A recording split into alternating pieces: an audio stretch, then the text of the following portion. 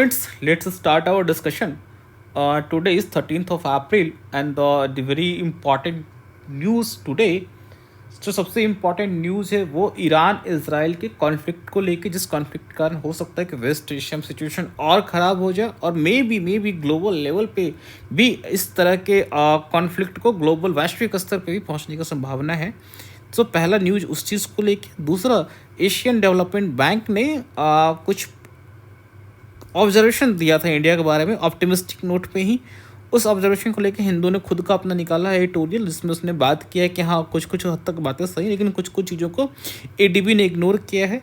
सो उसको भी डिस्कस करेंगे भारतीय अर्थव्यवस्था को लेके। इसके अलावा हमारे पास 3-4 प्रीलिम्स बूस्टर में हमारे पास न्यूज़ है जिसमें गवर्नमेंट एक नई सीडीपी सुरक्षा स्कीम लॉन्च किया है सब्सिडी को इंस्टेंट देने के लिए। उसके बारे में बात करेंगे प्रीलिम्स बूस्टर सेक्शन में। Then we will talk about famous Goldilocks zone, जो कि आपके यूपीएससी प्रीलिम्स में 2015 में क्वेश्चन यूपीएससी पूछ भी चुकी है, Goldilocks zone. Then we will talk about the concept of disinflation. This is also very important concept, disinflation. Then this we will talk. So this is the today's topic. So let us start our discussion. अपने first article से, first article is about Iran Israel conflict. अभी recently 1 अप्रैल को Israel ने Syria में Iran का जो consulate है वहाँ पे अटैक किया, और अटैक करने के बाद व्हाट हैपेंड, इनका कोई senior military general was killed. इनका एक सीनियर मिलिट्री जनरल, ईरान का एक senior military general was killed, और यहीं से पूरा माहौल ख़राब हुआ।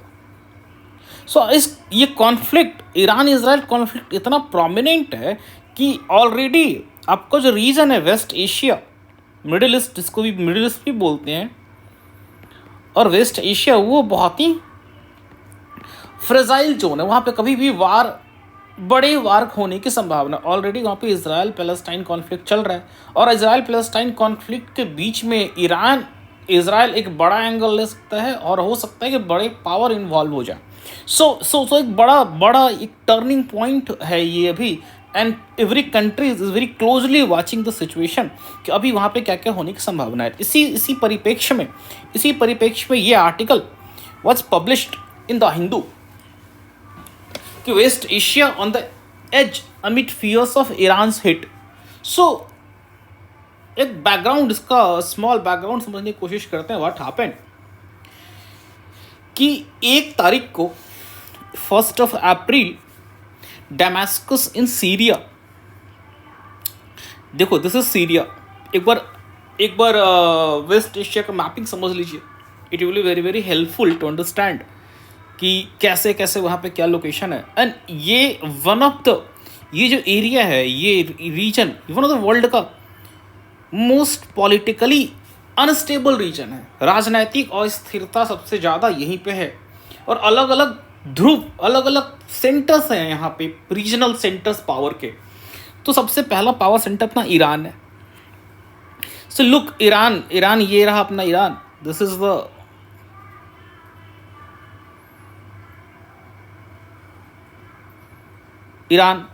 Iran shares border with first Caspian Sea, इसके इस साइड है। नीचे इसका गल्फ, पर्शियन गल्फ है। ठीक पर्शियन गल्फ के इधर ईरान है, और इसके इस साइड सर इराक है, सऊदी अरेबिया। और ये दोनों आपस में पहले कट्टर, ये दोनों, इन दोनों के बीच का जो संबंध है बहुत ही क्या वो 36 का आंकड़ा है। दोनों में से एक दूसरे में से कोई देखना नहीं चाहता है। सो ईरान मुस्लिम में से शिया कम्युनिटी का नेता मानता है अपने आप को। हम शिया, जो शिया सेक्शन है, हम उसके नेता हैं, और सऊदी अरेबिया सुन्नी कम्युनिटी का नेता है। सो ये 2 ध्रुव हो गए। और तीसरा जो सेंटर है, पावर सेंटर, दैट इज छोटा सा but very powerful. It's Israel. You can see here, this is Israel. और ये इजराइल की हिस्ट्री है। ये शुरू से ही ये सारे विवादों का जड़ है। जिस तरह से इजराइल क्रिएशन हुआ, जिस तरह से ईरान में रिवॉल्यूशन आया, ये सारी चीज़ें इसी सभी कारणों से यहाँ पे क्षेत्रीय विवाद बने हुए जो हमेशा कभी भी बड़े विस्फोटक रूप धारण कर सकते हैं। जो 3 पावर सेंटर हो गए, इसके अलावा छोटे छोटे और चीज़ों को समझते हैं। एक छोटी कंट्री यहाँ पे Lebanon, you can see here, बहुत छोटी सी कंट्री है। ये एक तो देखो, इज़राइल का एक जो बॉर्डर है, Israel shares border with Mediterranean Sea, ये मेडिटेरेनियन सी है सर। और Lebanon also shares border with Mediterranean Sea. और इज़राइल और सीरिया के बीच में छोटी सी कंट्री जो दबी है, उसका नाम लेबनान है। लेबनान के बारे में क्वेश्चन आ भी सकता है कि इज़राइल सीरिया के बीच में दबी हुई country, and it shares border with Mediterranean sea. Then Syria वही जहाँ पे इस्लामिक स्टेट का बहुत डोमिनेंट था। Then we are having Jordan,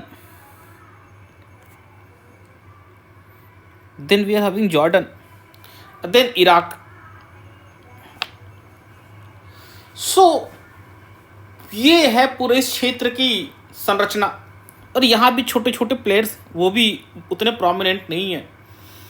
और Iraq is very very prominent because Iraq से 2 मेजर इंपॉर्टेंट रिवर फ्लो करती है, यूफ्रेटस एंड टिग्रिस। और बसरा यहीं पे बसा हुआ है, यूफ्रेटस एंड टिग्रिस। एक नाम चेक कर लीजिएगा, शायद टिग्रिस ये वाला, यूफ्रेटस ये वाला है, ठीक है। इसलिए ये एंशिएंट मेसोपोटामियन सिविलाइजेशन यहीं पे विकसित हुआ। ये जो गढ़ है, ये पुरानी सभ्यता का गढ़ है। हुआ क्या कि ये जो इलाका है, ये इज़राइल वाला इलाका इज योर मुस्लिम इलाका, मुस्लिम area.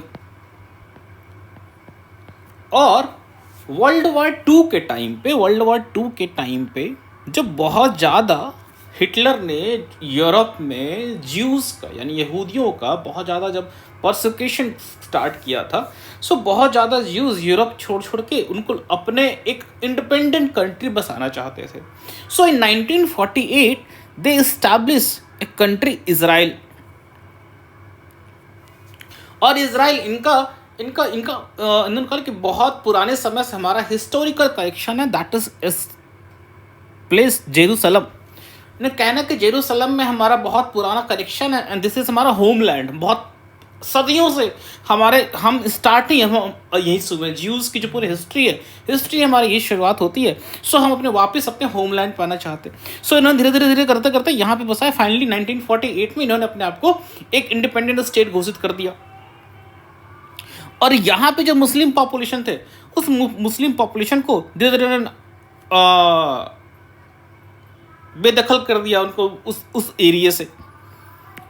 This gave rise to Palestine problem, Palestine conflict, फिलिस्तीन भी बोलते हैं इसको हिंदी में। एंड उस समय जो ईरान था, Iran was first country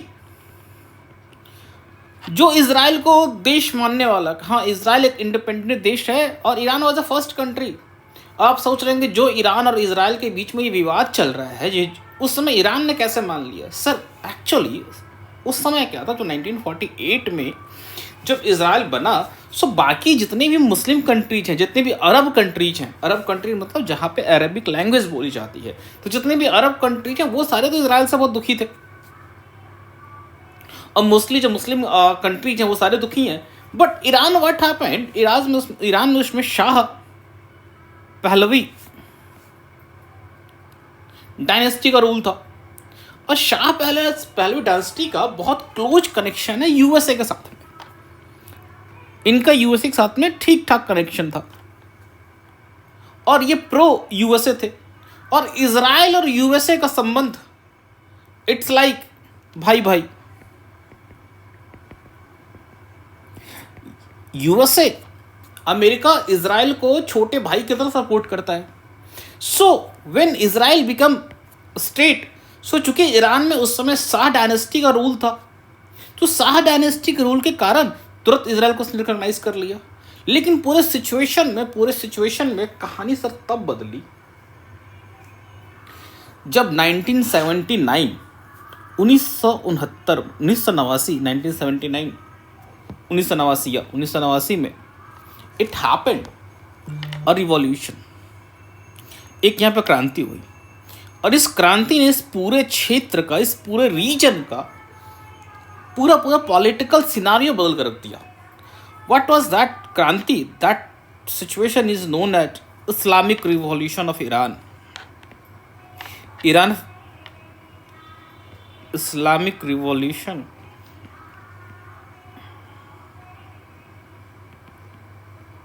happened in 1979। और ये जो शाह डायनेस्टी थी जो ईरान में रूल कर रही थी, इसको हटा के दे इस्टेब्लिश देयर ओन गवर्नमेंट। पूरा कॉन्स्टिट्यूशन वगैरह चेंज किया गया, कॉन्स्टिट्यूशन को, वहाँ के संविधान को बदल के यहाँ पे थियोक्रेसी मतलब कुरान के बेसिस पे वहाँ के शासन व्यवस्था को चलाने की प्रक्रिया अपनाई गई। उसके अलावा उन्होंने एक कॉन्स्टिट्यूशन में एक पोस्ट क्रिएट किया, जिस पोस्ट का नाम था सुप्रीम लीडर। मतलब जिस तरह से अपने यहाँ एक प्रधानमंत्री हैं, प्रधानमंत्री के बाद एक राष्ट्रपति हैं, सो राष्ट्रपति हमारे यहाँ पे सबसे हेड ऑफ स्टेट है। और हेड ऑफ स्टेट का मतलब क्या है कि वो फॉर्मली हेड ऑफ स्टेट है, उनके पास अथाह पावर नहीं है, मतलब वो संविधान से परे नहीं है।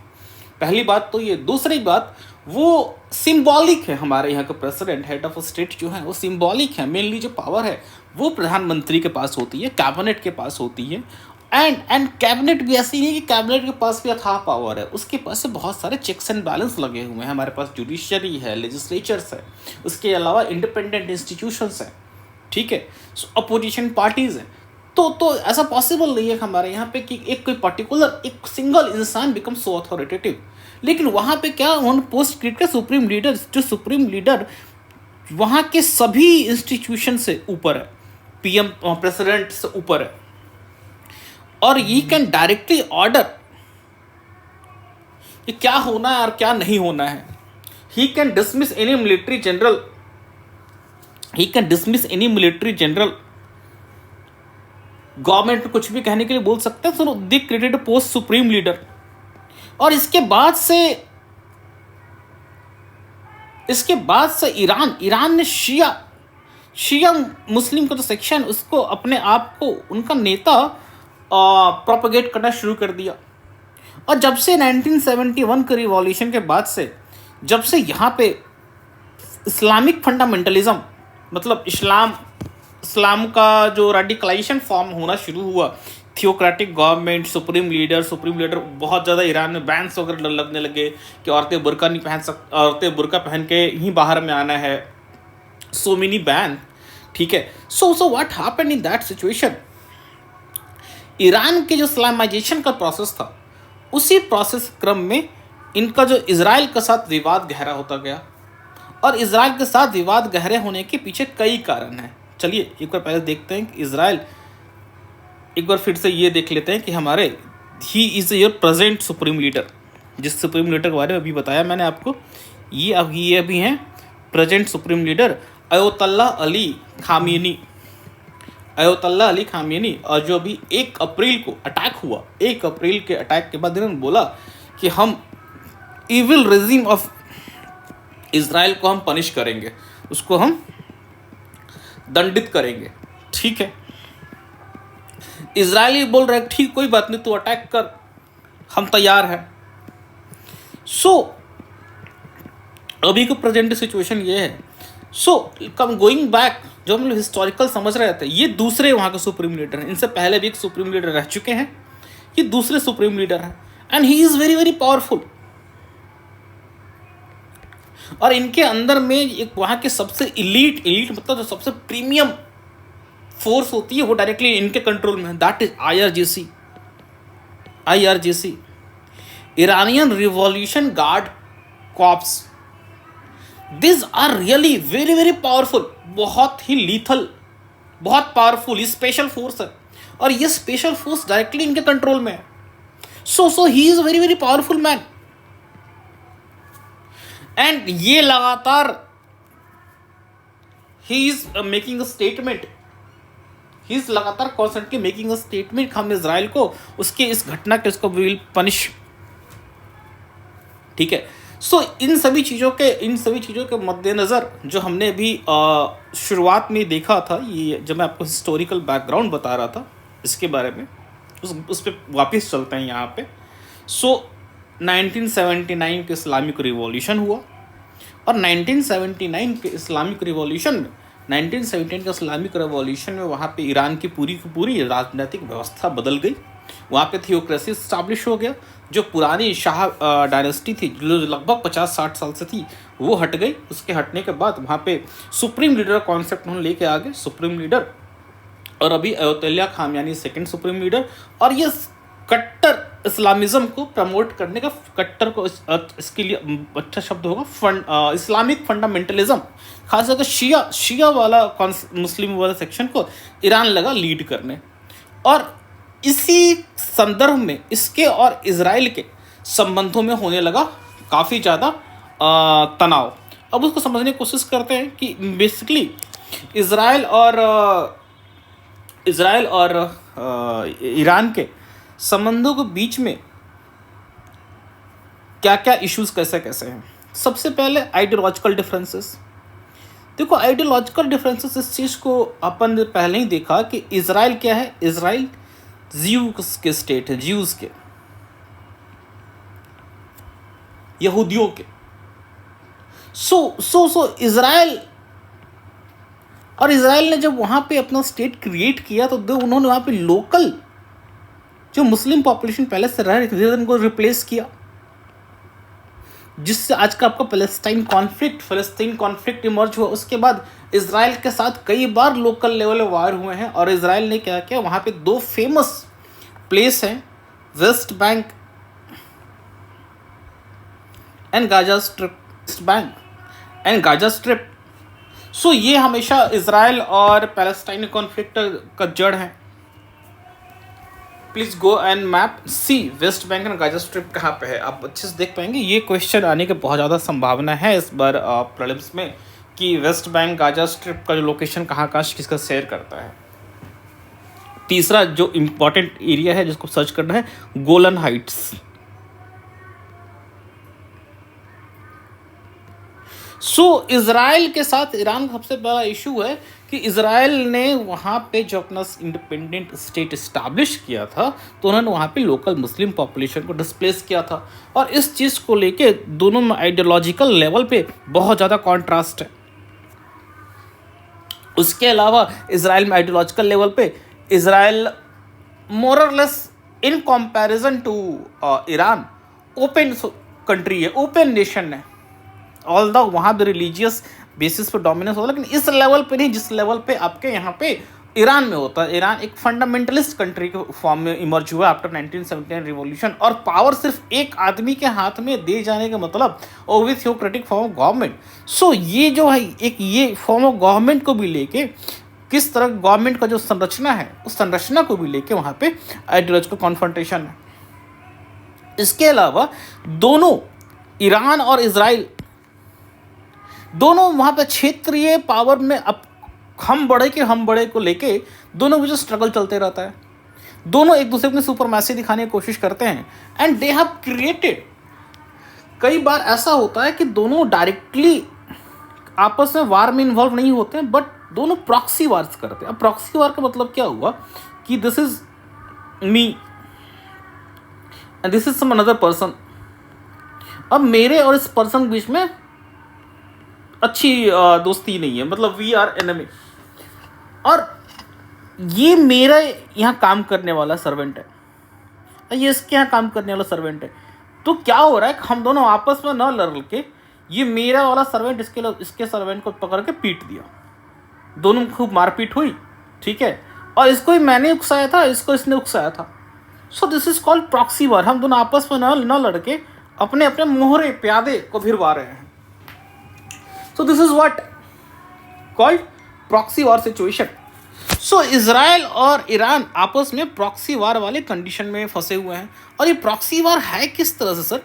बिकॉज ये प्रॉक्सी वार का जो मेन तरीका है, ईरान ने बहुत तीन चार जो वहाँ के टेररिस्ट ऑर्गेनाइजेशन है उनको सपोर्ट करती है। वो टेररिस्ट ऑर्गेनाइजेशन के हैं कौन कौन से? अभी एक आपका यमन में है, उसका नाम है हौदी। और ये हौदी वाले बहुत न्यूज़ में थे अभी। क्यों? कि जब से इजराइल और पैलेस्टाइन कॉन्फ्लिक्ट छिड़ा है 7 अक्टूबर को, हमस का थोड़ा बता दूं, जब पैलेस्टाइनियन लोगों को वहाँ से निकाल दिया गया, उनको अपने बेदखल कर दिया गया, उनके ज़मीन में हड़प लिया गया, तो कभी इसको सॉल्यूशन नहीं था। धीरे धीरे वहाँ पे हमस एक टेररिस्ट कह लो या इजराइल की भाषा में टेररिस्ट ग्रुप है, और जो लोकल पॉपुलेशन है उनके लिए रिवॉल्यूशनरी ग्रुप है। सो हमस अटैक्ड इजराइल ऑन 7 अक्टूबर और ऑलमोस्ट 1200 लोग मारे गए। उसके बाद इजराइल ने उस चीज़ को बदला सुनने के लिए इजराइल ने अटैक किया हमस पे, और वो अभी तक चल रहा है कॉन्फ्लिक्ट। सो एक ग्रुप तो अपनी हमस हो गई। तो जब से इजराइल हमस कॉन्फ्लिक्ट छिड़ा, तो ये हौदी वाले भी बोले कि मेरे भाई पर अटैक हो रहा है हमस पे, हम भी इजराइल से बदला नहीं। They started launching missiles in Red Sea. अब देखो ये रेड सी का लोकेशन है, और ये कंटिन्यूसली ये रीजन आपका कंटिन्यूसली न्यूज़ में आ रहा है, ठीक है। और ये कौन सी कंट्री, प्लीज़ बताइए मुझे कमेंट्स में कि ये कौन सी कंट्री है। सो इसका कारण से आपका ये वाला जो ट्रेड है, ये ट्रेड डिस्टर्ब हो रहा है। तो फर्स्ट आपका हौदी ग्रुप है जिसको ईरान सपोर्ट करता है, और ये हौदी ग्रुप कहाँ पे? यमन में है। इसके अलावा एक छोटी सी कंट्री जिसके बारे में मैंने बताया था कि country sandwich, that is Lebanon. Lebanon में एक स्मॉल ग्रुप है हिजबुल्लाह, ठीक है, हिजबुल्लाह। अब हिजबुल्लाह वाले के साथ में क्या सिचुएशन है, इसको भी ईरान करती है सपोर्ट। और हिजबुल्लाह का जो छोटा लेबनान का जो साउदर्न पार्ट है, इस पे इजराइल का है कैप्चर। इसको छुड़ाने के लिए बेचारा लेबनान परेशान, क्योंकि लेबनान है छोटी सी कंट्री। तो लेबनान कैसे छोड़वाया? तो वहाँ पे हिजबुल्लाह ग्रुप को फॉर्मेशन करवाया गया, और उस हिजबुल्लाह ग्रुप को arms and ammunition is given by Iran. अब यहाँ पे एक और कहानी में ट्विस्ट है। कहानी में ट्विस्ट ये है कि सीरिया में भी चल रहा है सिविल वार बहुत दिनों से। और सीरिया में जो बशर असद जो गवर्नमेंट है, बशर असद, ही इज शिया मुस्लिम, और इसको ईरान का मिलता है फुल सपोर्ट। अब यहाँ पे जो हिजबुल्लाह है लेबनान में, इसको पहुँचाना आर्म्स एंड एम्यूनिशन। तो आर्म्स एंड एम्यूनिशन पहुँचाने के लिए ईरान यही वाली टेरिटरी यूज़ करती। ऐसे यहाँ से ये रास्ता यूज़ करते हुए, सीरिया के थ्रू होते हुए लेबनान में यहाँ से आर्म्स एंड एम्यूनिशन पहुँचता है। और इजराइल का कहना है कि हमने जो डेमस्कस में अटैक किया, सीरिया की राजधानी डेमस्कस में जो हमने अटैक किया, वो attack happened because Syria is involve. यहाँ से जो आपका आता है सर आर्म्स एंड एम्यूनिशन जो ईरान भेजता है लेबनान के लिए, सीरिया के थ्रू ही होगा, तो इसलिए हमने सीरिया पर अटैक किया। तो ये पूरी कहानी है, ठीक है। हिजबुल्लाह, हौतीस, हमस, 3 ग्रुप। उसके अलावा जो सीरिया की गवर्नमेंट है उसके साथ ईरान के बहुत अच्छे संबंध हैं, शिया बॉन्डिंग, ठीक है। सो इन सभी चीज़ों को लेके ये सारा, this is your West Bank, नहीं sorry, this is Gaza Strip, this is West Bank, यहाँ पे छोटा सा वेस्ट बैंक, और यहाँ पे आपका है गोलन हाइट्स। एक और चीज़, go and map search Dead Sea कहाँ पे है, डेड सी के कहाँ पे, डेड सी के बारे में पूरा पता करो, डेड सी फर्स्ट सेकंड पता करो। कैस्पियन सी के बारे में, कैस्पियन सी कितने देशों के साथ अपने बॉर्डर शेयर करती है, एंड कम्युनिटी बताओ कैस्पियन सी कितने देशों में बॉर्डर है, तो पूरा सारे देशों का नाम लिख के बताओ। थर्ड, ब्लैक सी के बारे में बताओ कि ब्लैक सी कितने कंट्रीज के साथ अपना बॉर्डर शेयर करती है। इन तीनों चीज का आज इसी के लगे हाथ कर लो, ठीक है। और एक बार फिर से मैं इसको मिटा कर दिखा देता हूँ। देखो ये अपनी है मेडिटेरेनियन सी। मेडिटेरेनियन सी के साथ में इजराइल बॉर्डर शेयर करता है, लेबनान बॉर्डर शेयर करता है, और यहाँ पे सीरिया बॉर्डर शेयर करता है, ठीक है। ये है तुम्हारा यहाँ पे ये इजराइल का जो कॉर्नर है, जिसमें रेड सी है। रेड सी दो पार्ट में यहाँ के बट जाती, एक ये हो गया, एक ये। अब ये वाला जो पार्ट है इसका नाम बताना, और यहाँ पे एक पोर्ट है इजराइल का, that is port of Eilat port. वो मैप पे जाकर सर्च करो कहाँ पे, और इसका नाम बताओ, इस चैनल का क्या नाम है, ठीक है। सो ये आप अभी करेंगे, मुझे बताएंगे। 3 डेड सी, कैस्पियन सी और ब्लैक सी। और डेड सी में कौन सी रिवर आके मिलती है ये भी बताएंगे आप। सो ये है पूरे कॉन्फ्लिक्ट की कहानी। और इसी कॉन्फ्लिक्ट परिप्रेक्ष्य में, अच्छा हाँ, एक और बहुत इंपॉर्टेंट चीज़ जो बताना I forgot to tell you. So Iran इन सभी परिप्रेक्ष्य के संदर्भ में चल रहा था, ठीक है। और इधर सऊदी अरबिया भी है, बीच में सीरिया और इजराइल एंड सऊदी अरेबिया के संबंधों में थोड़े थोड़े नज़दीकियाँ आनी शुरू हुई बिकॉज ऑफ ईरान और सऊदी अरबिया आपस में कट्टर दुश्मन। सो ये दोनों, चूंकि दोनों कट्टर दुश्मन है और इजराइल इनका भी दुश्मन है, सो इन दोनों के बीच में थोड़ी थोड़ी क्लोजनेस आनी शुरू हुई। चलो ठीक है। और एक और जो बहुत बड़ा बोन ऑफ कंटेंशन है, एक बहुत बड़ा जो विवादित मुद्दा है, वो ये कि जब से ईरानियन रिवॉल्यूशन के बाद से 1979 के बाद से ईरान लगातार वहाँ पे अपने यहाँ न्यूक्लियर परमाणु शक्ति को डेवलप करने का लगा हुआ है। और जब भी उसे पूछा जाता है सो ईरान रिप्लाई में यही कहता है कि हम ये सिविलियन पर्पस के लिए, नागरिक पर्पस के लिए हम ये काम कर रहे हैं, सिविलियन पर्पस के लिए, ठीक है सर। सो लेकिन कभी भी ईरान ने इंटरनेशनल लेवल पे इंटरनेशनल एजेंसी जो है उन लोगों को वहाँ पे अपने जो भी फैसिलिटी जहाँ पे आप डेवलप कर रहे हैं वो उनको चेक करने के लिए कभी नहीं दिया। सो फाइनली 2000 आई थिंक 16-17 में एक एग्रीमेंट हुआ, आई थिंक 2015 में हुआ था, P5+1 एग्रीमेंट। जिस एग्रीमेंट के तहत ईरान ने बाकी कंट्रीज जो परमानेंट 5 है +1 मतलब जर्मनी थी +1, ये इनके साथ ये एग्रीमेंट किया कि मैं अपने यहाँ न्यूक्लियर कैपेसिटी को सिविलियन पर्पस के लिए डेवलप कर रहा हूँ, और दे अग्रीड मैं इसको मिलिट्री पर्पस के लिए यूज़ नहीं करूँगा। फाइनली इन 2018 ट्रंप ने इस ट्रीटी से बैकआउट कर लिया। JCPOA was new treaty. Trump ने 2018 में इस ट्रीटी से बैकआउट कर लिया। इस ट्रीटी जब साइन हुई थी तो इजराइल बहुत खुश नहीं था। इजराइल को लग रहा था कि अगर एक बार ये सिविलियन कैपेसिटी डेवलप कर लेगा तो आगे जाके न्यूक्लियर में भी डेवलप हो जाएगा। और इस तरह से चूंकि और उसके पहले ईरान पे बहुत सारे सैंक्शंस भी लगे हुए थे, आर्थिक सैंक्शंस। ये वाला डील होने के बाद इस पर धीरे धीरे सैंक्शन हटने शुरू हो गए। तो इंडिया ईरान से सबसे ज़्यादा तेल खरीदने वाला कंट्री बन गया। सो बहुत ज़्यादा चीज़ें उस समय ईरान के फेवर में जा रही थी। ईरान की धीरे इकोनॉमी इंप्रूव होने लगी थी। सो इजराइल बहुत खुश नहीं था इस चीज़ को लेकर। जैसे ही 2018 में ट्रंप ने ये हटा दिया, बोला नहीं मैं इस डील को नहीं मानता, मैं दिल से बैकआउट कर रहा हूँ। So again Israel happy. So इन्हीं सारी सिचुएशन के बीच में 1 अप्रैल को दमिश्क में इजराइल ने कर दिया अटैक करने के बाद दमिश्क से यही देखो भैया अटैक हुआ है, ज़बरदस्त अटैक, एकदम धुआं उड़ा दिया। बहुत सारे जो बड़े बड़े मिलिट्री लीडर्स थे ईरान के वो मारे गए। इसके अलावा सडनली जो माहौल था क्षेत्रीय विवाद, वो विवाद बहुत गहरा गया। एंड कभी भी बड़े लेवल पे it can turn into a conflict. And ये बहुत अभी गर्म मूड में है कि नहीं, एनी टाइम हम इसराइल को पनिश कर देंगे। अब ये सोच रहे हैं कि हम इसराइल को पनिश कैसे करें।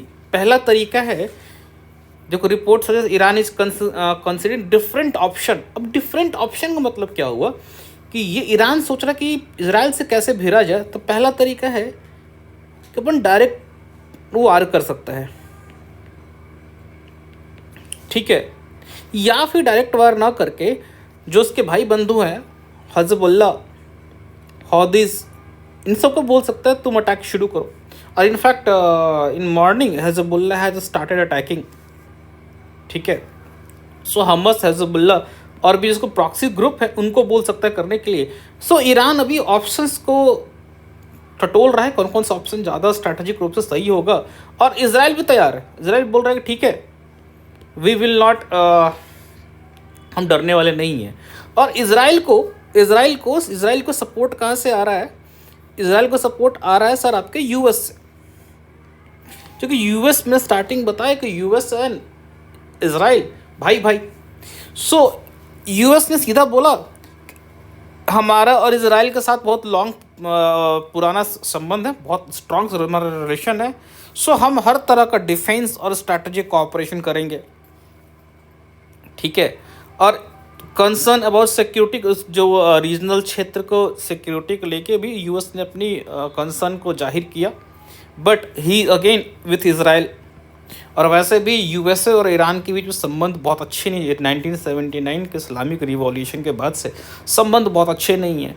और इनफैक्ट जब से ये वाला कॉन्फ्लिक्ट हुआ है तो इंडिया, यूके, बहुत सारे कंट्रीज अपने अपने सिटीजन को वहाँ पे वार्निंग देना शुरू कर देंगे, भैया अभी वहाँ मत जाओ, वहाँ पे कुछ भी हो सकता है, ठीक है, हम तुमको फिर से लाने के लिए हमको मिशन चलाना पड़ेगा, ठीक है, पापा वार रुकवा दिए।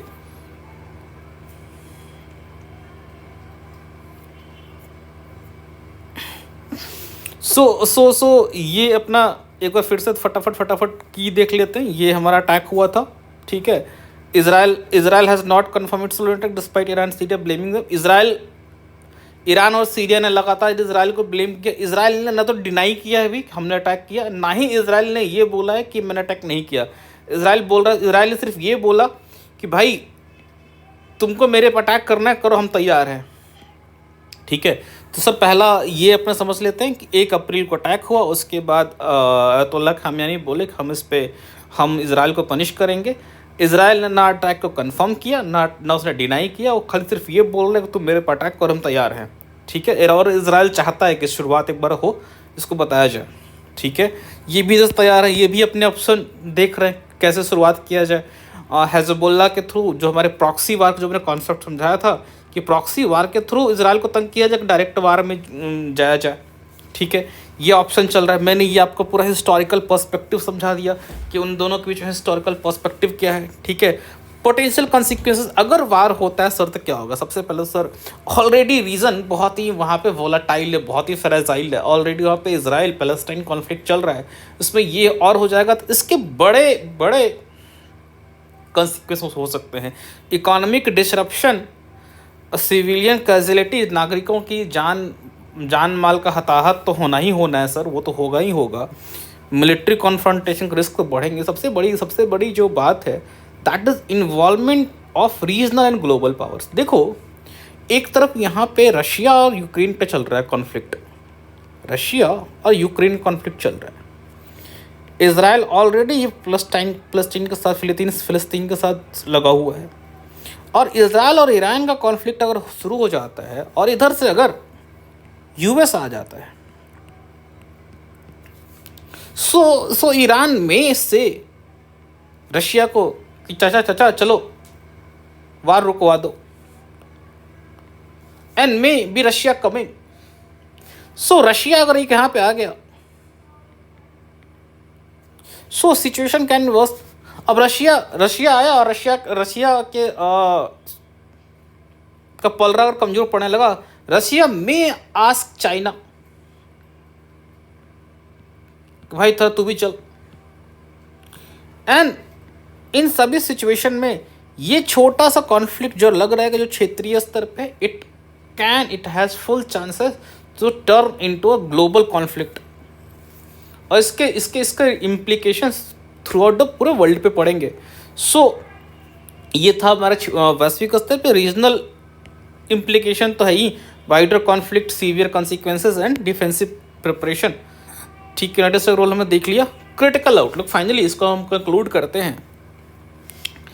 सबसे पहला पॉइंट सर, क्रिटिकल आउटलुक का मतलब एक बार हम लोग अपने स्तर पर समीक्षा करते हैं कि सिचुएशन कहाँ कहाँ जा सकता है। सबसे पहले तो रीजनल कॉन्फ्लिक्ट तो टेंशन हाई बढ़ा हुआ है। रीजनल कॉन्फ्लिक्ट, क्षेत्रीय स्तर पर जो विवाद है, विवाद के बढ़ने के बहुत हाई चांसेस हैं एंड वो बढ़ रहा है, नो डाउट। ठीक है, इसका समाधान क्या है? इसका समाधान है सर डिप्लोमेसी। देखो सर, वार के थ्रू ना कभी कोई सॉल्यूशन नहीं निकलता। अल्टीमेटली आप क्या करते हो, वार के थ्रू आप चीज़ों को दबा सकते हो, चीज़ों को डिले कर सकते हो, चीज़ों को दबा सकते हो, चीज़ों को डिले कर सकते हो, बस इसको आप हमेशा के लिए रोक नहीं सकते। So what happens? So diplomacy की वार, किसी तरह के कॉन्फ्लिक्ट शुरू होने से पहले, वार शुरू होने से पहले हम डिप्लोमेसी के थ्रू ही उसको कंट्रोल कर लें, तो सबसे पहला जो सॉल्यूशन डिप्लोमेसी। सेकंड, जितने बड़े पावर हैं या फिर इंटरनेशनल ऑर्गेनाइजेशन है, यूरोपियन यूनियन के बड़े बड़े कंट्रीज़ हैं, उनके मध्यस्थता की ज़रूरत है। इंटरनेशनल मीडिएशन, इस ऐसे सिचुएशन में जहाँ कहीं भी international mediation can play a very good role. ठीक है, और ये दोनों के थ्रू हम इसको, इस जो कॉन्फ्लिक्ट चल रहा है ईरान इजराइल का, इसको सॉल्व करने के लिए, ये सॉल्व करना इसलिए ज़रूरी है कि Israeli Palestinian conflict plus Israeli Iranian conflict दोनों को रिजॉल्व करना इज़ वेरी वेरी क्रूशियल क्षेत्रीय पीस के लिए, रीजनल पीस के लिए, क्योंकि वो रीजन हमेशा पॉलिटिकली अनस्टेबल रहता है और कभी भी वो एक बड़ा विस्फोट के रूप में कन्वर्ट हो सकता है। So this is our critical outlook for the situation. ठीक है, लो फाइनली कंक्लूजन में सर हमें ये करना है कि सबसे पहले जैसा मैंने बताया, सिचुएशन जो वेस्ट एशिया में टेंस है और फर्दर एस्केलेशन ईरान इजराइल के बीच में हो सकता है। सबसे ज़्यादा ज़रूरी है कि इंटरनेशनल कम्युनिटी, वैश्विक कम्युनिटी सर डिप्लोमेटिक एफर्ट्स पे काम करे, डिप्लोमेसी के थ्रू इस रिजॉल्व को सॉल्व करने की कोशिश करे, सो दैट क्षेत्रीय स्तर पे विवाद शांत हो और यह क्षेत्रीय विवाद वैश्विक विवाद में कन्वर्ट ना हो। ठीक है, so diplomatic efforts are crucial for the resolving this dispute. So this is what. ठीक है, आप लोग उसमें जो मैंने बताया, ये मैपिंग वाला क्वेश्चन सब आप लोग जाकर देख लेंगे, इसका छोटा सा ब्रीफ नोट्स बना लेंगे। This is what is this issue is. To our second article is related to economy and Asian Development Bank ने 2 दिन पहले एक रिपोर्ट पब्लिश किया। In that report Asian Development Bank ने इंडिया के ग्रोथ के बारे में बहुत ही अच्छी, आशावादी, ऑप्टिमिस्टिक नोट पे मेंशन किया है कि India can achieve a very good growth 7.2% in the 2025-26 वाले फाइनेंशियल ईयर में। India will achieve 7.2% of growth rate. अच्छी बात है। एंड ऑल्सो ये जो अपना प्रेजेंट फिस्कल ईयर चल रहा है 2024-25, इसमें हम 7% ऑफ ग्रोथ रेट अचीव करेंगे। ये हमारे विकास की दर होगी।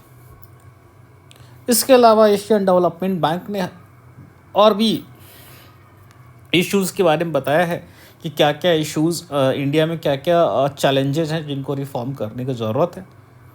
सो उसी संदर्भ में आज द हिंदू में हिंदू ने अपना पब्लिश किया एडिटोरियल, मतलब जो हिंदू ग्रुप के तरफ से जो पेपर खुद अपना लिखता है editorial, that editorial is being published. और इस आर्टिकल में बहुत अच्छे से पूरे आर्थिक नीति, अभी भारत में एशियन डेवलपमेंट बैंक ने किन किन अच्छी बातों के बारे में इन्होंने जिक्र किया, किन बातों का जिक्र नहीं किया, और क्या क्या कमियां हैं अभी, इस पर बहुत अच्छा सा शॉर्ट, बहुत very very comprehensive article it is. So सबसे पहले बात करें कि एशियन डेवलपमेंट बैंक ने बोला कि भाई साहब, आपका जो ये वाला फाइनेंशियल ईयर जो 2025 में ख़त्म होगा, उसमें अपन 7% के ग्रोथ रेट आप मेंटेन करेंगे। चलो अच्छी बात है। और जो उसका अगला फाइनेंशियल ईयर होगा, जो 2026 में ख़त्म होगा, उस पर आप 7.2% ग्रोथ रेट आपका होगा। और आपके जो आपकी इकोनॉमी को स्टिमुलेशन की ज़रूरत है। सर स्टिमुलेशन वो प्रक्रिया होती है, मान लो एक बड़ा सा पहिया है और वो पहिया ऐसे ऐसे रोलिंग करने के लिए खड़ा है, बट ये रोल कर नहीं पा रहा है। तो क्या होता है, इसको इनिशियल में पुश करना पड़ता है। एक बार पुश कर दिए ये रोल करना शुरू हो जाएगा। तो सिमिलरली स्टिमुलेशन का जो कॉन्सेप्ट है, कई बार हमारी आर्थिक व्यवस्था फंस जाती है। तो गवर्नमेंट स्पेंडिंग के थ्रू, गवर्नमेंट जो पॉलिसी स्पेंडिंग के थ्रू या फिर इंफ्रास्ट्रक्चर पे काम करके गवर्नमेंट स्पेंडिंग करती है, धीरे धीरे इकॉनमी यहाँ से भी चलनी शुरू हो जाती है। तो इसके बारे में बात किया है कि इंडियन इकॉनमी नीड्स स्टिमुलेशन। और ये भी कह रही है कि भारत के बारे में जो हमारे नज़रिया पॉजिटिव ऑप्टिमिस्टिक आशावादी है, वो दो कारणों से। फर्स्ट कारण सर ये कि strong public and private investment, कि आपके यहाँ हमें लग रहा है कि पब्लिक एंड प्राइवेट इन्वेस्टमेंट अच्छा होगा फर्स्ट। सेकेंड, जो कंज्यूमर डिमांड है वो आपके रिबाउंड करने वाला है। मतलब जो कंजम्पशन बेस्ड, देखो ग्रोथ दो तरह से हो सकता है, इन्वेस्टमेंट लेड या और कंजम्पशन लेड। तो एशियन डेवलपमेंट बैंक को दोनों लग रहा है कि आपका इन्वेस्टमेंट भी अच्छा होगा और आपका कंजम्पशन भी अच्छा होगा। इस कारण से हम आशावादी हैं, इन दोनों कारणों से। ठीक है। सो ये बात करने के बाद इसमें कुछ चैलेंजेस बताए हैं। चैलेंजेस ये बताए कि जो ग्लोबल इकोनॉमिक वैश्विक स्तर पे जो वोलेटिलिटी है, जैसे अभी थोड़े दिन जो पिछले आर्टिकल में देखा कि जिस तरह से Iran Israel conflict can emerge, already Israel Palestine conflict चल रहा है, रशिया और यूक्रेन चल रहा है। इसके अलावा किसी बड़े विवाद के जन्म होने के साथ ही इसका वैश्विक चेन पे इसका असर पड़ता है, ग्लोबल वैल्यू चेन पर असर पड़ता है। ऐसे ट्रेड पे इसका इम्पैक्ट तो आएगा ही आएगा। ठीक है। तो सबसे पहला पॉइंट जो भारतीय अर्थव्यवस्था को ये जो projected growth Asia development bank बोल रही है, वहाँ जो इम्पैक्ट आ सकता है, पहला इम्पैक्ट सर यहाँ से आ सकता है। ठीक है। दूसरी इसने बात कही, ये समझिएगा कि इंडिया से heightened sensitivity to western interest rate fluctuation. देखो ये बहुत ही सेंसिटिव मुद्दा है, समझो इस बात को। मैं इसको हिंदी में समझाता हूँ कि भारत बहुत ही संवेदनशील है। वेस्टर्न कंट्रीज़ के जो भी तुम्हारे सेंट्रल बैंक हैं, वो जब भी तुम्हारे पॉलिसी रेट को, जो भी तुम्हारे रेपो रेट वगैरह को बढ़ाते हैं, तो भारत बहुत ज़्यादा उस चीज़ से प्रभावित होता है। तो ये समझो, this is very very very very technical concept, समझो इस चीज़ को बड़ा ध्यान से। एग्जैक्टली देखो what happens, this is your Indian economy. हमने एक बॉक्स बना लिया, ये हमारी भारत की अर्थव्यवस्था है, इंडियन इकोनॉमी।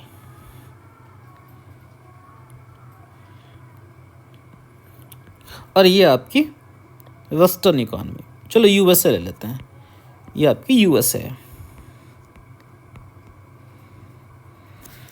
ठीक है। अब यूएसए में जस्ट इमेजिन करो सिचुएशन कि यूएसए में तुम्हारा वहाँ पे जो बैंक लोन देती है, ओवरऑल जो इंटरेस्ट रेट है वो इंटरेस्ट रेट कम है, 2 to 3%। सो वहाँ पे अगर लोन तुम्हारा सस्ता मिल रहा है, बैंक जो तुम्हारी रेपो रेट वगैरह कम है, ठीक है, और भारतीय अर्थव्यवस्था में दूसरी तरफ तुम्हारा 7% 8% का ग्रोथ रेट है। सो व्हाट हैपन कि यहाँ से मान लो अगर मुझे कहीं से उठाना भी पड़ेगा, या फिर मैं अगर बैंक में भी जो दूंगा तो मुझे रिटर्न बहुत कम मिलने वाला, क्योंकि वहाँ पे आपका जो लोन का रेट ही बहुत सस्ता है। सो बहुत सारे जो फॉरेन पोर्टफोलियो इन्वेस्टर्स होते हैं, बहुत सारे यहाँ के यूएस के लोग पैसा ला के इंडिया के मार्केट में इन्वेस्ट कर रहे हैं। इंडिया का मार्केट मतलब फॉरेन डायरेक्ट इन्वेस्टमेंट नहीं, ये सीधा डायरेक्टली पैसा लेके आया भारत के स्टॉक मार्केट, डेट मार्केट में, कर्ज वाले मार्केट में पैसा लगाए, और ये इस उम्मीद में लगा कर बैठे हैं कि 7 से 8% भारत ग्रो करेगा। अगर अपन 100 करोड़ पैसा लेके आ रहे हैं तो हमारा इस पर हम 10-15 करोड़ कमा लेंगे। ठीक है, ये इनकी उम्मीद है। और यहाँ से मान लो अगर उन्होंने पैसा लोन पे भी उठाया है तो ये जो रिमेनिंग 2-3% का जो गैप है वो गैप यहाँ पे रीपे कर देंगे। जो बीच का जो ये जो गैप जो लोन का अमाउंट वो पे कर देंगे, जो गैप है वो गैप इनका प्रॉफिट हो गया। अब समझो कि अगर यहाँ पे यूएस में जो पॉलिसी रेट है वो बढ़ना शुरू होगा तो लोन महंगे होने शुरू होंगे, और ये लोन जब महंगा होना शुरू होगा तो ये 2-3% जो मिल रहा था, ये 2-3% ना मिल के ये 5-6-7 पहुँच जाए। अब ये जब जैसे जैसे आगे बढ़ना जाएगा, फिर ये जो गैप है, ये जो गैप प्रॉफिट बन रहा था वो गैप तो धीरे कम होता जाएगा, एक टाइम पे गैप लगभग 0 हो जाएगा। सो ये लोग फिर भारत सोचे कि भारत में पैसा लेके जाना, कन्वर्ट कराना, उसके बाद आप एक्सचेंज रेट बहुत सारा टैक्स फैक्स देना पड़ेगा छोटा मोटा, तो कोई फ़ायदा तो है नहीं। और इन केस ये इससे ज़्यादा हो जाता है तब तो निगेटिव हो गया ना। सो ऐसे केस में जब भी पॉलिसी रेट बढ़ती है तो भारत से पैसा बाहर जाना शुरू हो जाता है, और जैसे ही भारत से पैसा बाहर जाना शुरू होता है, फॉरेन पोर्टफोलियो इन्वेस्टमेंट, सो ये क्या करते हैं, ये हमारे इकोनॉमी से पैसा लेके बाहर जाएंगे, तो ये रुपया को लेके जाते हैं आरबीआई के पास, बोलते हैं आरबीआई भैया आप एक कम करो, हाँ ये अपना रुपया पकड़ो, हमको हमारा डॉलर दो। सो चूंकि एक बार जैसे यहाँ पर इंटरेस्ट रेट बढ़ा तो एक साथ आपके जितने भी फॉरेन पोर्टफोलियो इन्वेस्टर्स हैं वो रुपया जमा करना शुरू करते हैं, डॉलर मांगना शुरू करते हैं। इससे क्या हुआ, रुपया डॉलर की डिमांड बढ़ी, रुपये का सप्लाई बढ़ गई, तो रुपया आपका नीचे आना शुरू हो जाएगा, रुपया अपना नीचे गिरना शुरू हो जाएगा। और इस तरह से जैसे ही करेंसी नीचे गिरनी शुरू हुई, so it will lead to आपका जो इंपोर्ट का वैल्यू है, इंपोर्ट का वैल्यू बढ़ेगा, जो मैंने आपको पिछले वाले वीडियो में समझाया था किस तरह से आपका ट्रेड डेफिसिट बढ़ेगा, बहुत सारा इन चीज़ों पर उसका इम्पैक्ट पड़ेगा, और finally it will lead to your imported inflation, जो मैंने आपके कल के वीडियो में समझाया था। सो ये यहाँ पे यही समझाने की कोशिश कर रहे हैं कि इंडिया से जो इकोनॉमी है वो हाईली सेंसिटिव है इंटरेस्ट रेट फ्लक्चुएशन को, क्योंकि ये this adds to challenge of maintaining stable economic growth. ठीक है, आप इस पॉइंट को समझ गए। सो तीसरा पॉइंट जो बहुत ही वैलिड पॉइंट है इन्होंने रेज किया है, कि जो हिंदू ने खुद रेज किया है कि एशियन डेवलपमेंट बैंक को लगता है कि हमारे यहाँ कंज्यूमर डिमांड अच्छा आने वाला है, मतलब लोगों से मांग आएगी, लोग अच्छा कंज्यूम करेंगे तो इकॉनमी ग्रो करेगी। लेकिन 4 दिन पहले हमने एक आर्टिकल कवर किया जिसमें हमने भारतीय हाउस होल्ड के कर्ज के बारे में पढ़ा था, और ये जो कर्ज है अब तक के हाईएस्ट लेवल 47 ईयर हाईएस्ट पे है। We are around 40% of GDP, we are 40% of GDP. ठीक है, जब हमारे हाउस होल्ड के पास कर्ज बहुत है तो उनके पास सेविंग्स बहुत कम है, और सेविंग्स अगर कम है तो भैया वो कहाँ से खर्च करेंगे कंज्यूमर गुड्स पे। सो ये जो कंजप्शन ड्रिवन ग्रोथ के बारे में बात हुई है, ये तो कहीं ना कहीं ये बहुत ही ज़्यादा सब्सटेंशियल, बहुत ही डाटा ड्रिवन बात नहीं है। ठीक है, फर्दर बहुत सारे प्राइवेट सेक्टर के जो प्रोजेक्ट्स हैं उनका टाइमली कंप्लीशन नहीं हो पाता। अगेन जो इट वर्क सेइंग कि इधर रिसेंट टाइम्स में पिछले 5-6 सालों में लगातार भारत से जो डेटा पब्लिश होते हैं जीडीपी को लेके, अलग अलग पीरियोडिक लेबर फोर्स के डेटा वगैरह को लेके, उन डेटा पे भी क्वेश्चन किया जाता है कि डेटा कितने ऑथेंटिक है। इन डेटा को भी लेके लगातार ये प्रश्न बने रहते हैं। तो ये द हिंदू कहना है कि एशियन डेवलपमेंट बैंक की रिपोर्ट में इसके बारे में कहीं बात नहीं की गई कि सर आप जो डेटा इंटीग्रिटी के बारे में, so exactly the term is data integrity. ठीक है, सो एशियन डेवलपमेंट बैंक ने डेटा इंटीग्रिटी के बारे में कोई बात नहीं किया। Finally India faces multiple risk, तो मल्टीपल रिस्क हमने देखा, एक तो ग्लोबल फ्लक्चुएशन, ये interest rate fluctuation, price volatility, मतलब global volatility, all this can happen. ठीक है, उसके बाद कुछ और चीज़ समझो जो हिंदू कह रहा है। हिंदू कह रहा है कि अभी जो रीसेंट टाइम में, खास करके कोविड-19 के टाइम में, कोविड पैंडेमिक के बाद से जो हमारे यहाँ ग्रोथ आया है, हमने कोई मेजर स्ट्रक्चरल चेंज नहीं किया है। Word is structural, note it down, I will tell you. हमने कोई मेजर स्ट्रक्चरल रिफॉर्म नहीं किया है, ठीक है। सो अगर मेजर स्ट्रक्चरल रिफॉर्म नहीं किया है तो मेजर स्ट्रक्चरल रिफॉर्म के अब्सेंस में हमारे यहाँ ग्रोथ अगर आ रहा है तो ये सोचने वाली बात है कि ग्रोथ आ कहाँ से रहा है। पहला पॉइंट तो ये। दूसरा पॉइंट हिंदू ये कहता है कि सर दो चीज़ों में फ़र्क होता है। फ़र्क क्या होता है? GVA and GDP. और इसकी पूरी पूरी संभावना है कि जीवीए कम हो। जीवीए मतलब असली gross value addition is the real indicator. ये रियल इंडिकेटर है जो बताता है कि आपके अर्थव्यवस्था में एक्चुअली वैल्यू एडिशन कितना हुआ, एक्चुअली में इकोनॉमिक एक्टिविटी में कितने अमाउंट का इकोनॉमिक एक्टिविटी हुआ। जीडीपी और जीवीए में फ़र्क ये है कि जीवीए में आप जब गवर्नमेंट टैक्सेस और सब्सिडी वाला कंपोनेंट आप सब्सट्रैक्ट और ऐड करते हो तो जीडीपी मिलता है। तो हो सकता है कभी जीवीए कम हो लेकिन जो गवर्नमेंट टैक्सेशन वाला कंपोनेंट है वो आपका ज़्यादा हो जाए तो जीडीपी से ज़्यादा हो जाएगा। कुछ दिन पहले द हिंदू ने इस बात को बड़े अच्छे से पॉइंट आउट किया था कि हमारे जो रिसेंट टाइम में आप देखेंगे कि जीवीए में ग्रोथ कम है बट जीडीपी में ग्रोथ ज़्यादा है। इट्स सोच कि जो टैक्स वाला कंपोनेंट है उसमें ज़्यादा ग्रोथ आया है। इट ओनली बिकॉज कि धीरे धीरे हमारे जीएसटी वगैरह में ज़्यादा कलेक्शन वगैरह हुआ।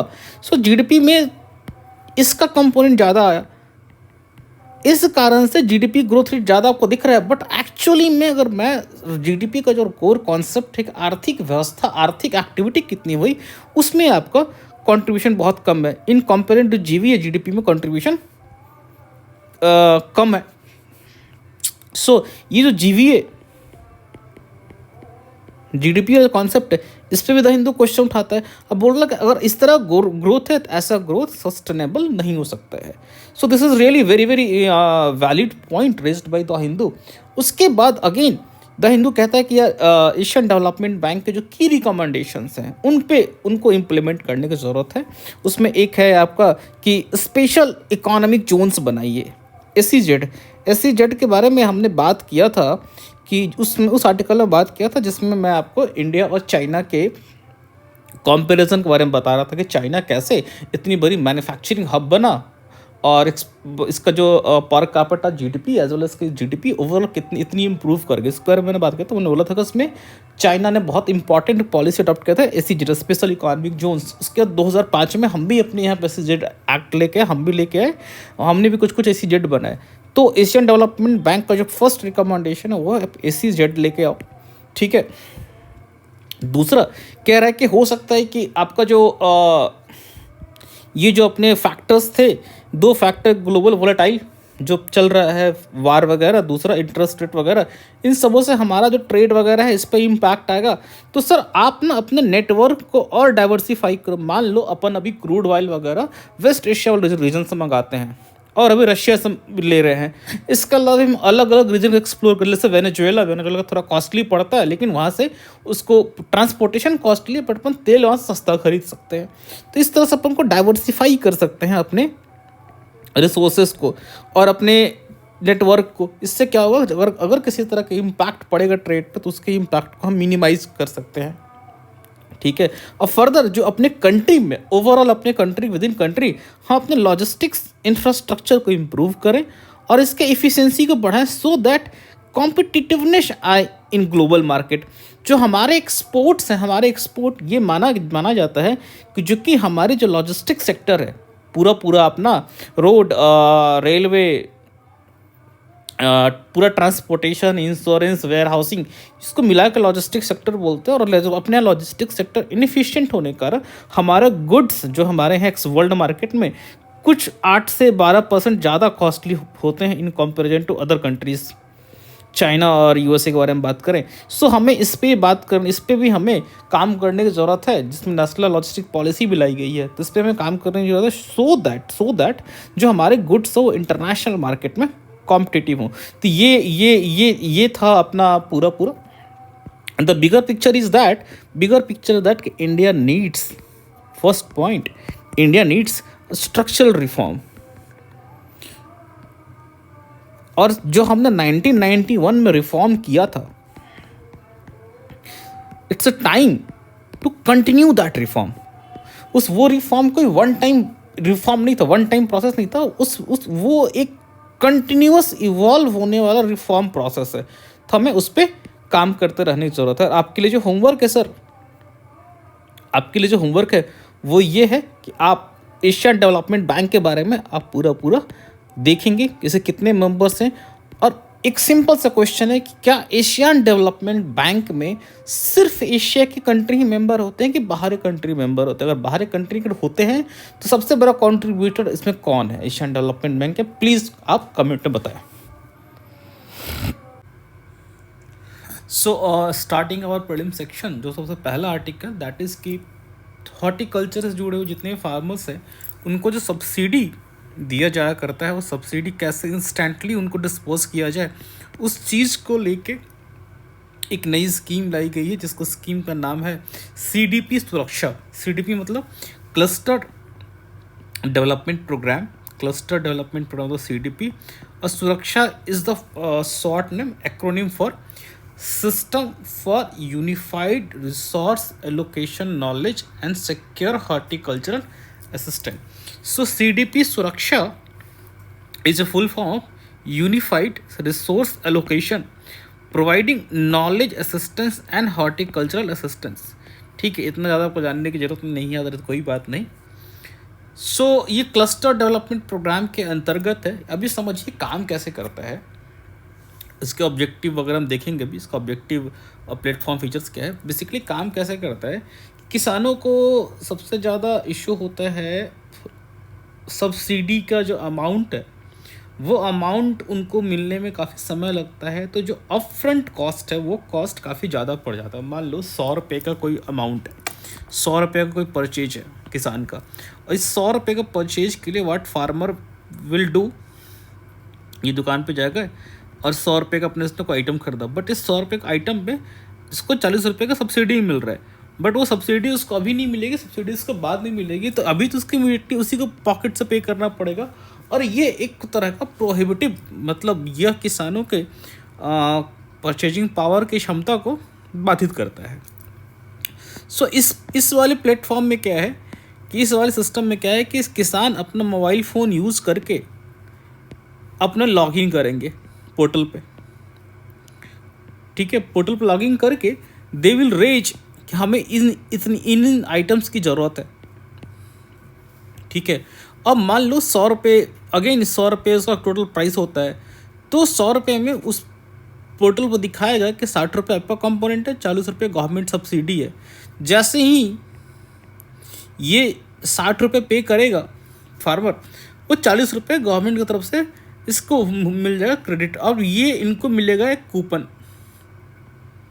ये कूपन लेके जाएंगे वेंडर के पास, जाएंगे, उनको बोलेंगे देखो मेरे पास मैंने ऑर्डर दे लिया है, मेरे पास ये वेरीफाइड कूपन है, आप मेरे को मेरा सामान दे दो। सामान मिल गया। सामान लेने के बाद then this farmer has to go in the field, और फील्ड में जाने के बाद वहाँ पे जियो टैग्ड फोटोग्राफ भेजेंगे। वो फोटोग्राफ अपलोड होगा पोर्टल पे अपलोड होने के बाद तब जाके जो इम्प्लीमेंटिंग एजेंसी है उसको वो जो सब्सिडी का पैसा है वो इनको यहाँ पे क्रेडिट किया जाएगा। तो ये पूरा का पूरा मैकेनिज़्म है इसी चीज़ को लेके, ताकि वो जो किसानों को सब्सिडी मिलने में एक तो डिले होता है, दूसरा लीकेज, इन दोनों प्रॉब्लम को सॉल्व करने के लिए। तो इससे फार्मर को क्या बेनिफिट होने वाला है? देखो, सबसे बड़ी बात है कि इस प्रोसेस में थोड़ा लेंदी तो है, बट किसानों को इसके फ़ायदे बहुत है। पहला ये कि सब्सिडी आपका इजी एक्सेस, अब सब्सिडी के लिए परेशान नहीं होना है, आपको ऑफिस के चक्कर से नहीं काटने हैं। सेकंड, जो ऑर्डर का प्रोसेस है वो सिंप्लीफाई कर दिया गया। आपके ऑर्डर को जो आपको करना, फटाक से ऑर्डर करो, अपना कूपन जनरेट करो, वहाँ पे जाओ। पेमेंट जो सिस्टम था वो फास्ट हो गया, verification, delivery, all this are benefit. ठीक है, पूरा हॉर्टिकल्चर सेक्टर के लिए क्या बेनिफिट है? तो हॉर्टिकल्चरल सेक्टर का जो पूरा ओवरऑल एग्रीकल्चर में 1/3 कंट्रीब्यूशन है। तो उस हिसाब से इस तरह से अगर ईजिली सब्सिडी अवेलेबल होता जाएगा तो इस सेक्टर को ओवरऑल बूम मिलेगा, ठीक है। और फाइनली इसका जो सुरक्षा इम्पैक्ट इन दोनों को मिला दो, it is going to be a game changer for farmers, क्योंकि horticulture is a high value segment. और जिस तरह से 2011 में आसपास हमारा 230 मिलियन टन वाज हमारा production, now it has significantly improve to around 330 के आसपास। So this is a good sign and this scheme is really good. So this is what, ये सारे आपके PDF में दिए हुए, just go and read from there, ठीक है। Now moving to their next, एक आपका वोल्केनिक माउंटेन है, माउंट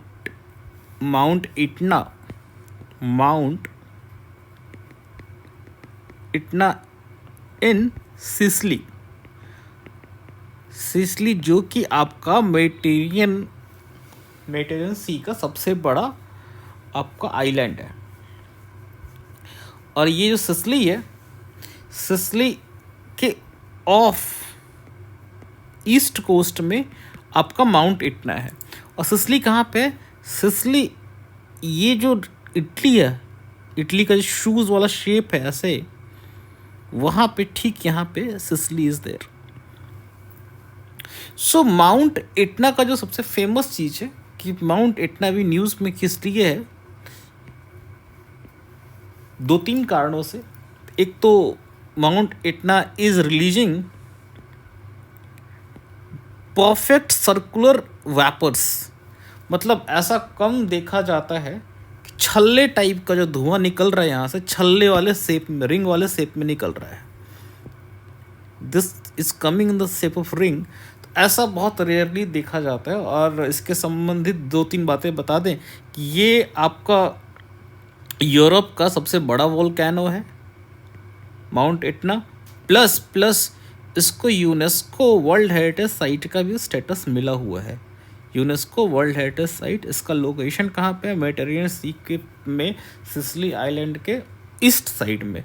और ये जो परफेक्ट सर्कुलर रिंग निकलता है, इसके निकलने के पीछे कारण है कि यहाँ जो उसके होल्स होते हैं, ये होल्स में जो वेंट होते हैं, ये went perfect almost circular shape में होते हैं। जो गैसेस होती हैं इसके नीचे में, ये उसके थ्रू निकलती हैं वाटर वेपर्स, और निकलने के बाद they create perfect ring.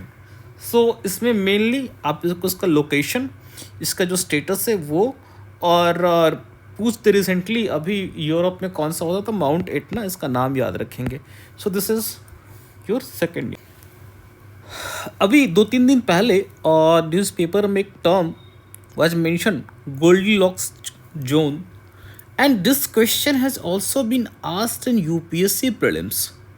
So Goldilocks zone क्या होता है कि ये मान लो कोई स्टार है,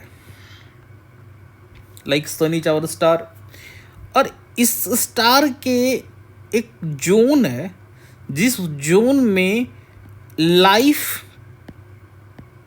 कैन बी फॉर्म्ड, या फिर लाइफ आपको मिल सकती है। क्यों मिल सकती है? ये सारे हैबिटेबल जोन होते हैं।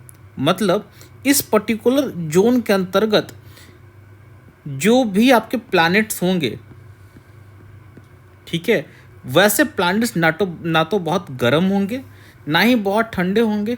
सो वहाँ पे लिक्विड वाटर वैसे सरफेस पे रहने के ज़्यादा संभावना है, ठीक है।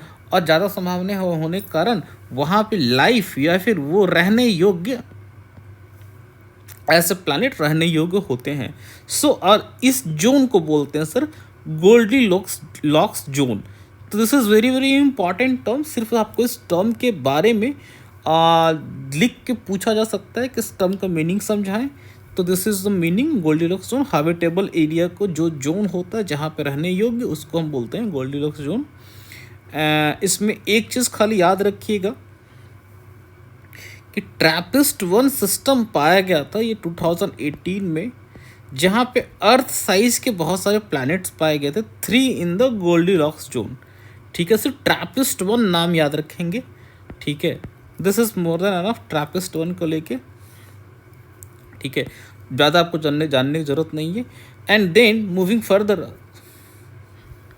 Is very very important concept is disinflation. देखो डिसइन्फ्लेशन क्या होता है, इसमें क्या इसमें सबसे इंपॉर्टेंट चीज़ क्या होती है कि इसमें किसी वस्तु के प्राइस में कमी नहीं आती है। समझना बात को, किसी भी वस्तु के प्राइस में अगर एक साल पहले दाम 100 रुपये था, तो ऐसा नहीं इसका दाम आज 100 रुपये से घट के 90 रुपये हो जाएगा। इसका प्राइस अभी भी 100 रुपये से ज़्यादा ही होगा। लेकिन डिसइन्फ्लेशन इस बात को दर्शाता है कि जो महंगाई का दर है बढ़ने का, वो दर धीमा हो रहा है। मान लो कि एक वस्तु है ए,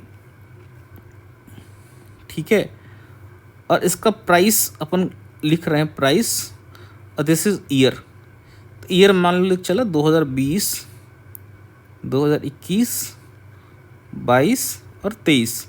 सो 2020 में इसका प्राइस 100 रुपये था, ठीक है। 2021 में 120 रुपये हो गया। सो महंगाई यहाँ 20% की हुई। अगेन 2022 में इसका प्राइस बढ़ के 135 रुपये हो गया।